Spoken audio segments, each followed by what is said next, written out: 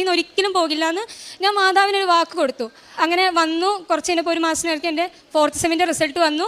അത്ഭുതം എന്ന് പറയട്ടെ, ഞാൻ പാസ്സായി. കാരണം എനിക്കൊട്ടും കോൺഫിഡൻസ് ഇല്ല. കാരണം എഴുതി എനിക്കറിയാം ഞാൻ പാസ്സാവില്ല.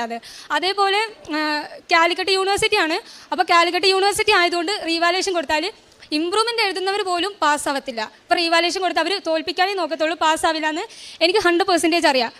വെറുതെ പിന്നെ ഞാൻ കൊടുത്തുവെന്നേ ഉണ്ടായിരുന്നുള്ളൂ. അപ്പോൾ റിസൾട്ട് വന്നിട്ട് 1 മാസമായി. ഞാൻ പാസ്സാവില്ല എന്ന് പറഞ്ഞ് ഞാൻ റിസൾട്ട് നോക്കാൻ നിന്നില്ല. റിസൾട്ട് എന്തിനാണ് നോക്കുന്നത്, ഞാൻ പാസ്സാവുന്നില്ലല്ലോ എന്ന് വിചാരിച്ചു.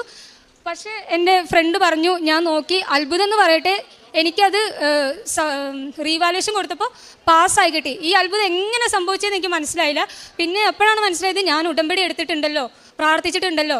അപ്പം തന്നെ ഞാൻ എൻ്റെ ഫ്രണ്ട്സിനെയൊക്കെ വിളിച്ച് പറഞ്ഞു, കൃപാസനത്തിൽ പോര്, കൃപാസനത്തിൽ വന്ന് പ്രാർത്ഥിച്ച് കഴിഞ്ഞാൽ ഏത് നടക്കാത്ത കാര്യം, ഏത് യൂണിവേഴ്സിറ്റി അല്ല, ഏത് നടക്കാത്ത കാര്യം നമുക്ക് സാധിച്ചു കിട്ടുമെന്ന് ഞാൻ പറഞ്ഞു.